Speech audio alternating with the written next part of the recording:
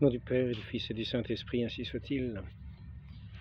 Notre Seigneur, Jésus le Christ, disait: la gloire de mon Père, c'est que vous portiez beaucoup de fruits.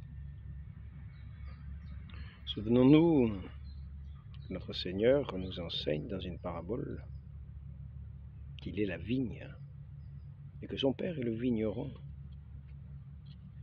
Et c'est ainsi qu'il nous dit que nous sommes les sarments, que les sarments qui portent du fruit, il va les tailler pour qu'ils portent plus de fruits.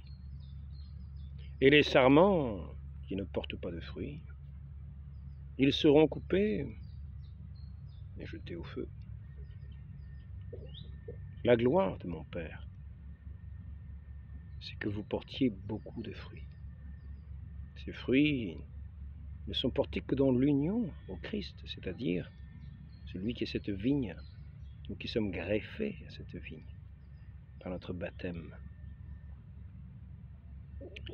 Et ainsi, si nous sommes dans cette union avec le Christ, dans cette union de l'Esprit du Christ, l'Esprit Saint de Dieu, nous porterons des fruits selon l'Esprit de Dieu. Nous porterons beaucoup de fruits selon la volonté de Dieu, et ce sera là la gloire de son Père.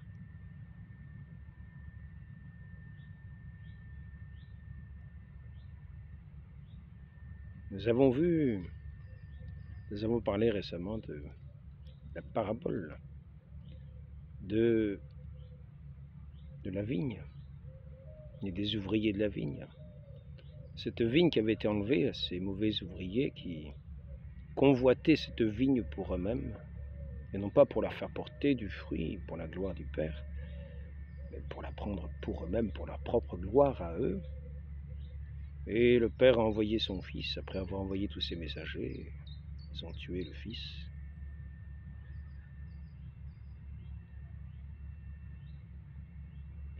Et c'est là que nous voyons comment cette vigne de notre Seigneur a porté son fruit.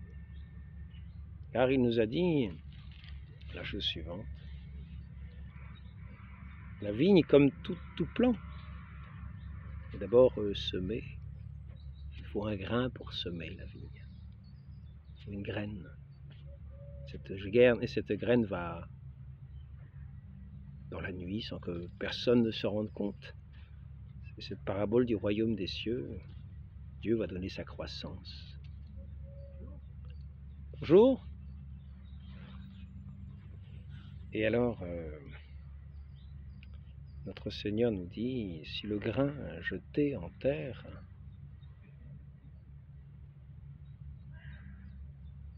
ne meurt, s'il ne meurt pas, il reste seul. Mais s'il meurt, il porte beaucoup de fruits. C'est ainsi que nous avons vu ce Fils bien-aimé, l'héritier, qui a été mis à mort, qui a donné sa vie, pour que cette vigne porte du fruit selon Dieu, selon les œuvres de Dieu. Ainsi, il a confié ensuite cette vigne qui était son héritage à d'autres ouvriers, d'autres vignerons, pour lui faire porter du fruit selon la volonté de Dieu, dans la gloire de Dieu, pour la gloire de Dieu. C'est ainsi qu'il a établi cette nouvelle vigne, cette Église sainte, à laquelle nous sommes greffés comme par cette sève du baptême. Notre Seigneur est mort sur la croix. Il a été mis à mort dehors de Jérusalem par les païens, à la demande des Juifs, par les autorités juives. Saint Augustin dit que c'est la langue, cette langue qui demandait sa mort qui a été le véritable homicide. Pilate s'est lavé les mains, mais finalement, par crainte de certains ennuis, sous les pressions, de ces autorités juives, à leur demande impérative, il a fait mettre à mort sur la croix notre Seigneur Jésus-Christ. Et sur cette croix, alors qu'il était mort en premier, avant les deux autres bandits, les deux larrons qui étaient crucifiés à ses côtés, lui était déjà mort, alors qu'il a fallu briser les jambes des deux autres qui vivaient encore, qui respiraient encore, pour leur faire mourir plus vite, afin de correspondre à cet impératif du sabbat. Et notre Seigneur étant déjà mort, on lui a percé le côté. On lui a percé le côté du cœur. Et Saint Jean témoigne que de ce côté percé, de ce côté ouvert, on jaillit de l'eau et du sang, pas seulement du sang, précise-t-il, de l'eau et du sang. Et l'eau, c'est justement ce qui nous lave, qui va rendre notre âme pure, ce qui va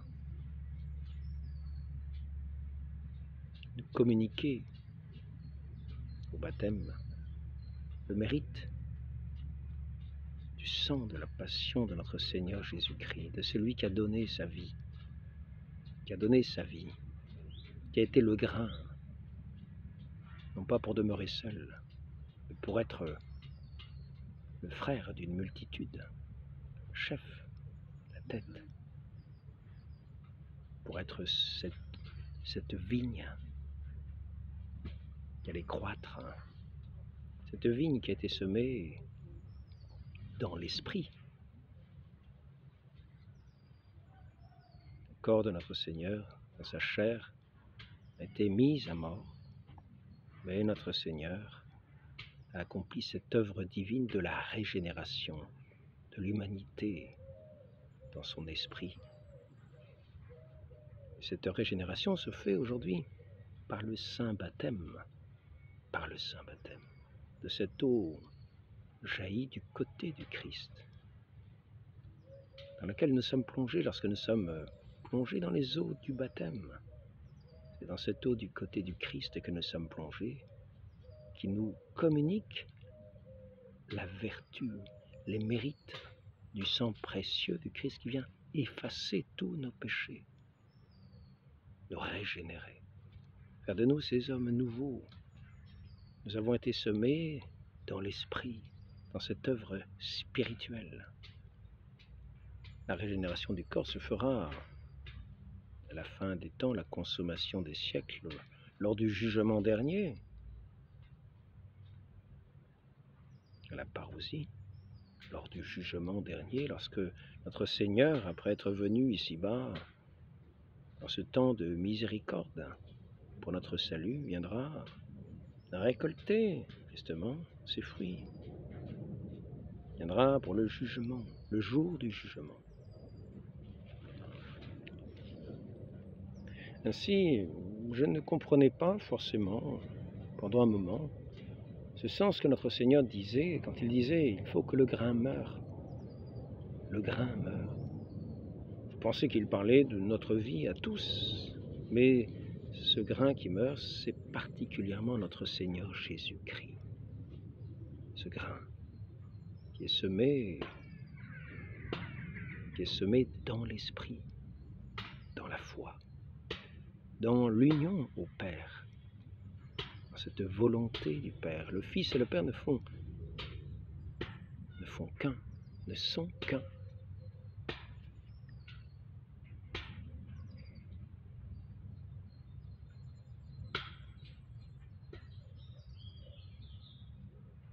Nous sommes appelés, comme il le dit, à être un avec le Fils, et par conséquent, un avec le Père. C'est-à-dire à être établi avec celui qui est mort. Ce grain va germer pour établir cette vigne unique. Ses fruits Ces fruits à la gloire de Dieu vont pouvoir germer, croître dans cette œuvre magnifique, à la fois de la création matérielle,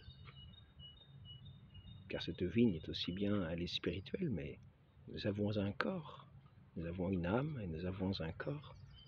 Et ici-bas, nous sommes unis à cette vigne de notre Seigneur, lui qui est mort, qui a été ce grain, qui a fait croître cette vigne, qui a donné naissance à cette vigne. Il est le grain qui meurt, le premier grain qui meurt, pour porter beaucoup de fruits, car il est cette vigne. Il est cette vigne qui va croître. Et nous allons être greffés à cette vigne. Nous allons être unis à cette vigne par le baptême.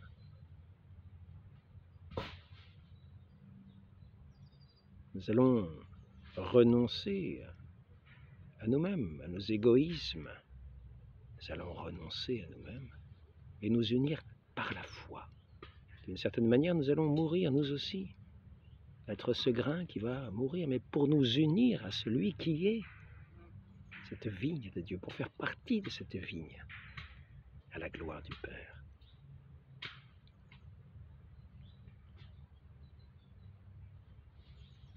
Cette vigne, nous pouvons déjà l'entrevoir avec Moïse, lorsqu'il arrive, qu'il voit ce buisson ardent, ce buisson qui semble être en feu, et cependant ne pas se consumer par l'action du feu. C'est un feu qui ne consumait pas, qui ne consumait pas ce buisson qui demeurait comme cela.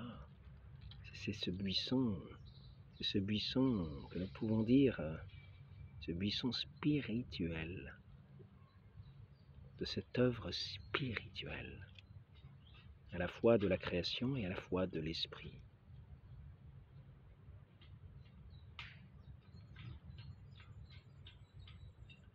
Et notre Seigneur est venu amener ce feu sur la terre. Et cette vigne est en même temps comme ce buisson ardent.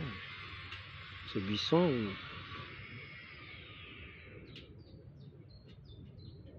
comme ce buisson ardent du feu de la charité.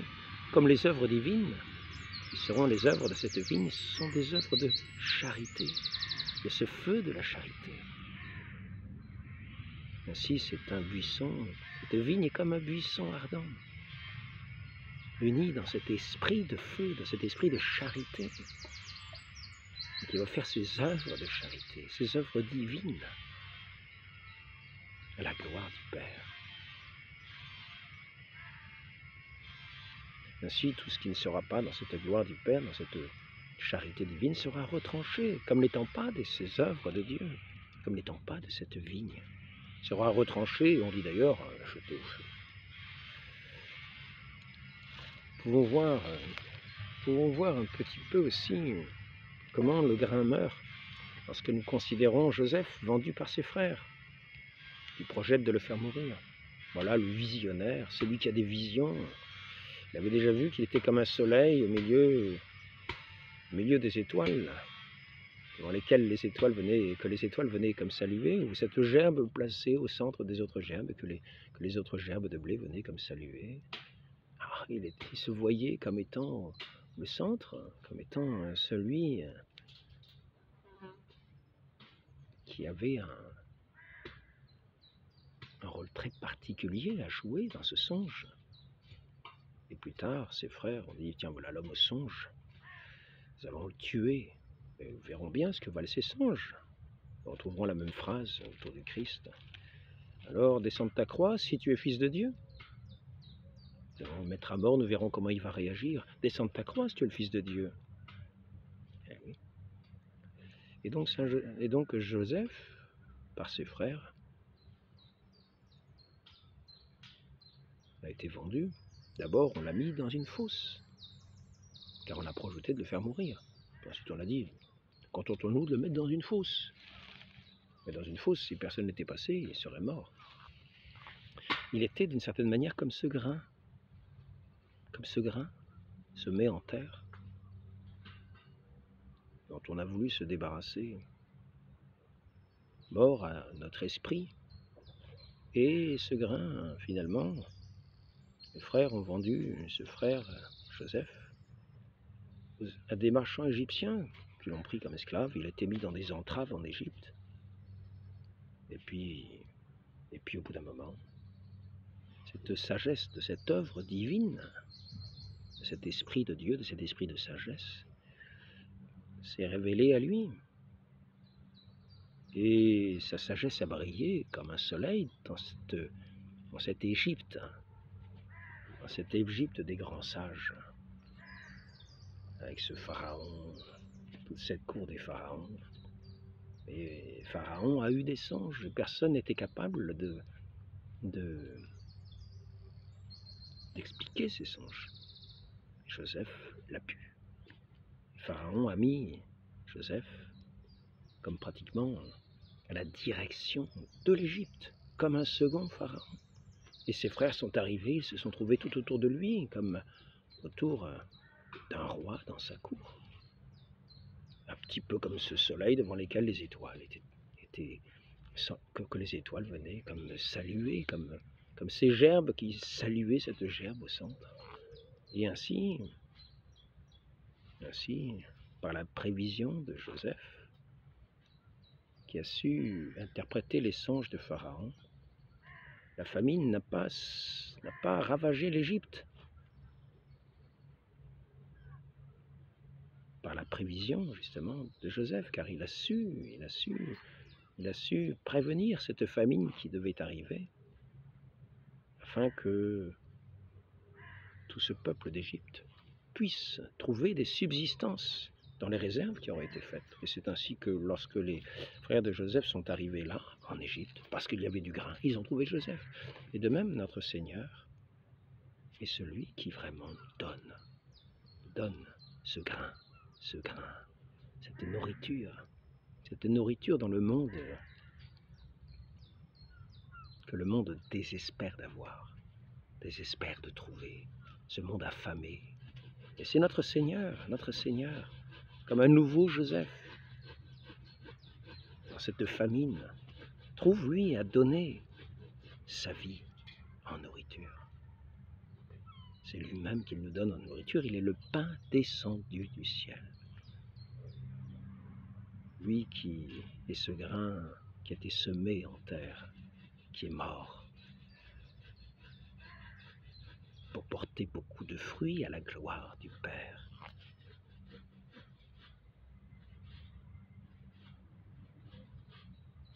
Ainsi, lorsque Moïse a vu ce buisson ardent, il lui a été fait comme un appel de la part de Dieu, qui s'est fait connaître à lui en lui disant « Je suis celui qui est, je suis ». C'est ainsi que de génération en génération, on m'appellera « Je suis ». Notre Seigneur, notre Dieu, parlait à travers ce buisson ardent, parlait à Moïse, l'envoyant en mission, auprès de son peuple, qui était dans l'esclavage d'Égypte. Car Joseph était mort depuis longtemps, et le peuple hébreu qui était resté en Égypte était devenu esclave des Égyptiens, travaillait durement, était persécuté d'une certaine manière, était oppressé, était traité durement. Et c'est ainsi que Moïse a été envoyé de par Dieu auprès de ce peuple, pour le faire sortir de cet esclavage, de ce buisson ardent, autour duquel Moïse a eu cette révélation. Il a été envoyé auprès de ce peuple dans l'esclavage d'Égypte. Notre Seigneur, lui, nous voyons, par l'œuvre de cette vigne, par cette vie donnée, par cette mort de lui-même, ce grain qui meurt en terre, ce grain qui n'est pas n'importe quel grain. C'est ce plus petit des grains, comme dit notre Seigneur. Si vous aviez la foi comme un grain de sénévé, comme un grain de moutarde. Il nous dit que ce grain de sénévé, c'est le plus petit des grains. Et cependant, il donne cet arbre immense dans lequel les oiseaux du ciel viennent faire leur abri. C'est ainsi qu'il a fait. Notre Seigneur était ce grain qui est mort dans cette vie de cet Esprit Saint de Dieu, dans cette vie de la foi, ce grain de la foi. Et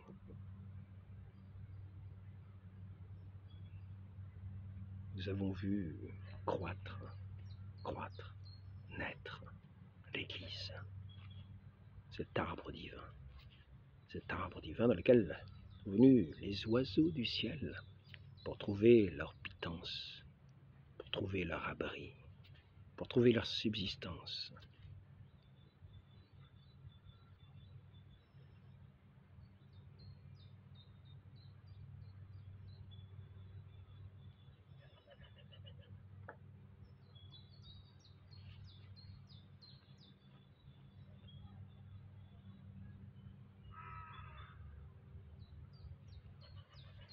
Donc, nous voyons bien, le Christ est véritablement l'héritier, le maître de la vigne. C'est sa vigne. C'est lui qui est mort, qui a été semé en terre, qui a été semé dans cette mort, qui par sa résurrection nous a donné la vie, qui a été celui de par qui, par ce grain semé, cette vigne céleste, de laquelle le Père est le vigneron, c'est le Fils. C'est le Fils. C'est la vigne du Fils.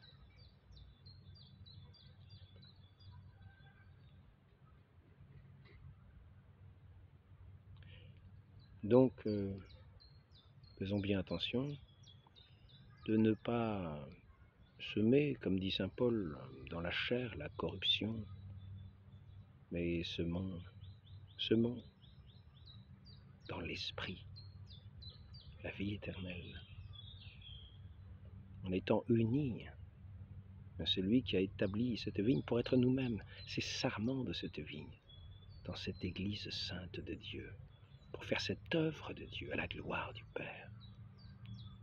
Sur la croix, où le sang jaillit du côté du Christ, comme autour du temple de Jérusalem. Nous voyons dans les Écritures cette eau autour du temple qui est d'abord mesurée, d'abord un petit ruisseau, puis qui grandit, qui croît. Et il est dit que tous ceux qui seront touchés par cette eau, il y a toutes sortes d'arbres au bord de cette rivière, tous ceux qui seront touchés par cette eau seront guéris, auront la vie.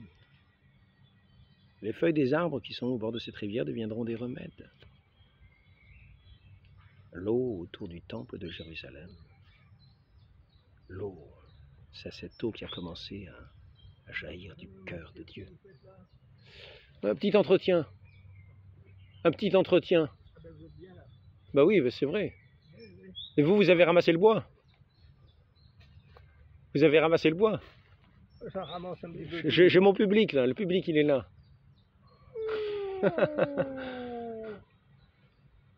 Vous n'êtes pas du témoin de Jéhovah? Ah ben non. Vous avez quand même une congrégation, quelque chose, non? En général, ben, je suis de l'église. Hein? Je suis de l'église. Oui, ben, je m'en doute quand même. Vous aussi? Un petit peu. Un petit peu? Moins que été. Ah bon? Oh, je ne crois plus beaucoup au paradis. Ah. L'église. Le ciel n'est pas assez beau? Est-ce qu'il existe? Personne n'est revenu. Ah ben, il y en a... a... non plus, hein. Disons qu'il y en a qui disent avoir vu des gens revenir. Le Christ lui-même est revenu. Il n'a pas été, puis il est revenu, si. Ah ben, il est revenu. Oh ben, j'ai pas dû bien prendre le bon catéchisme. Chacun fait ce qu'il veut, on blague. Et là, vous êtes connecté, là-haut? Non, non, mais tout à l'heure, j'enverrai l'enregistrement. C'est vous qui campez un peu plus loin là? Ah non, Il y a une petite tente là. ah non, non, non, non, non. C'est pour là. Non, non. Bon ben je vous souhaite bonne journée. Ben, je vous remercie, vous aussi. Hein? Ah oui, moi, En ce moment, il y a moins besoin de bois quand même. hein? En ce moment, il y a moins besoin de bois quand même. Non mais c'est pour l'hiver prochain ça. Ah oui, d'accord. Faut envisager d'être toujours là l'année prochaine. Vous avez raison, vous avez raison. Malgré qu'à un certain âge, c'est limité. Quel âge j'ai s'il vous plaît? 80.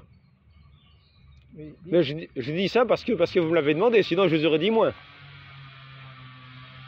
Alors, vous vous êtes trompé quand même de 10 ans. 90? J'ai pensé. Mais je me porte bien. Ben, c'est bien, ben, voilà. Non, ça va. Comme ça, encore une dizaine d'années, si on ne gêne personne, il n'y a que les héritiers qui s'inquiètent et disent voilà. vous Ben, savez, les nouvelles générations aujourd'hui. à la grâce du bon Dieu. Oui, allez, voilà. Au revoir monsieur, bon après-midi. Alors, merci, merci.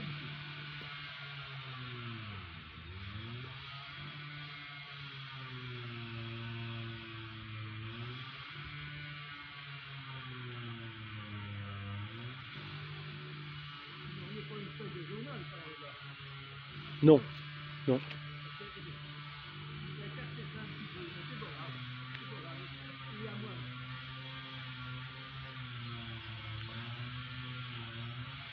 Bon, je vais terminer là l'entretien. Je vais terminer là l'entretien, c'est surtout pour signifier cette phrase que chacun peut s'appliquer comme la recevant du Christ. Si le grain se met en terre, demeure seul, ne meurt pas, il demeure seul. Mais s'il meurt, il porte beaucoup de fruits.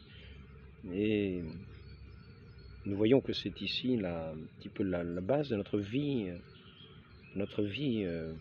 d'étranger au monde, notre vie de pénitence par rapport à ce monde. Nous ne devons pas semer dans la chair la corruption, mais dans l'esprit la vie éternelle. Et c'est ainsi que nous avons différents passages. Pensez en particulier à une phrase qui a rappelé saint Vincent de Paul, qui nous rappelait sans cesse: si vous vivez selon la chair, vous mourrez. Mais si par le moyen de l'esprit vous faites mourir les œuvres de chair, vous vivrez. Osée aussi, il dit, ça c'est la lettre aux Romains, chapitre 8, verset 13, vous avez Osée qui dit aussi: vous avez cultivé le mal, moissonné l'iniquité, mangé le fruit du mensonge. Donc, je pensais que c'était une phrase et on peut la recevoir chacun pour nous-mêmes.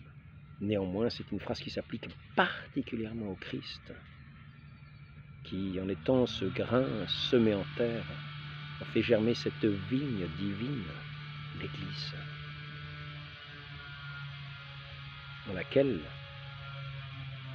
nous naissons pour être incorporés dans cette Église pour la vie éternelle, pour faire les œuvres de cette vigne céleste, unis à notre Seigneur Jésus-Christ qui en est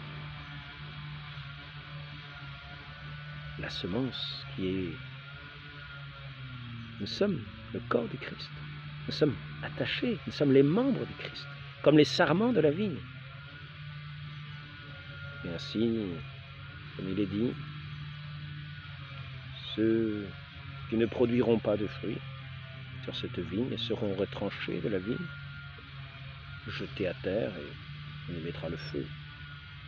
Mais ceux qui produisent du fruit, qui vivent selon cet esprit de Dieu, qui ne sèment pas dans la chair la corruption, porteront beaucoup de fruits dans cette union à notre Seigneur Jésus-Christ qui nous donne cette grâce par le mérite de sa mort et de sa passion sur la croix, de sa résurrection, d'être unis à lui dans la résurrection, dans la vie éternelle.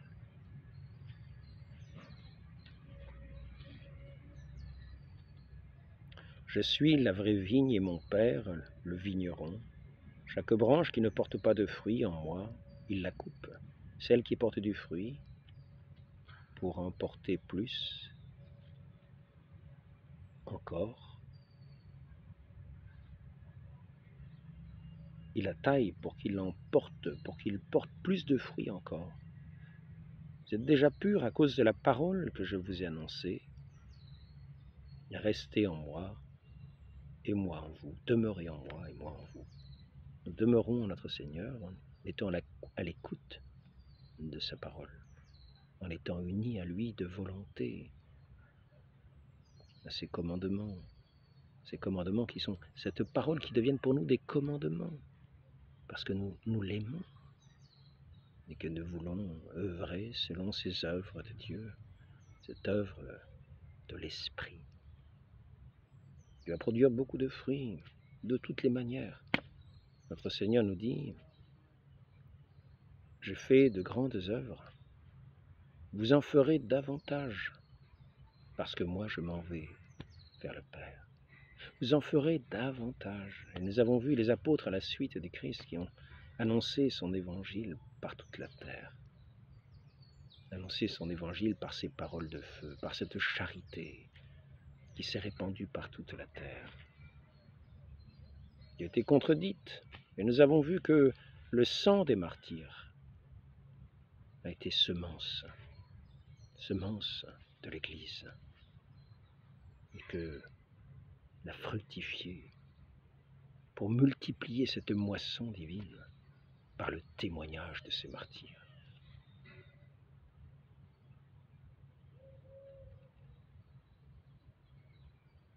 Si vous gardez mes commandements, vous demeurez en mon amour. Voilà, donc je voulais surtout insister sur ce caractère, notre Seigneur qui a donné sa vie pour nous comme le grain, qui est enseveli, non pas pour demeurer seul, mais qui est mort, qui est mort en terre, comme un grain qui meurt en terre et qui commence à germer, qui va devenir un grand arbre, ce grand arbre de la foi, ce grand arbre de la vie, pour la vie éternelle.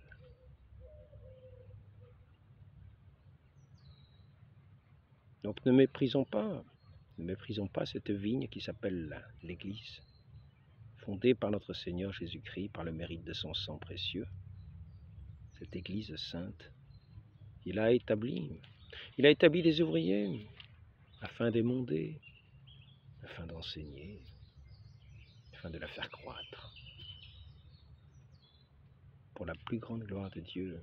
Donc soyons de ceux qui écoutent ces bons ouvriers établis par notre Seigneur, à qui il a confié cette vigne, après l'avoir enlevée à ceux qui l'avaient condamné à mort, pour en saisir et pour se donner la gloire à eux-mêmes.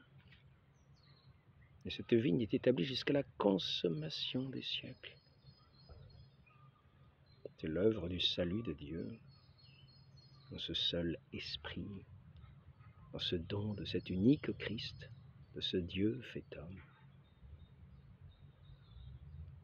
Demeurons en lui, nous demeurerons unis entre nous et au Père céleste pour sa plus grande gloire. Demandons cette grâce à la très sainte Vierge Marie, la mère de l'Église, ô Marie conçue sans péché, priez pour nous qui avons recours à vous. Au nom du Père et du Fils et du Saint-Esprit. Amen.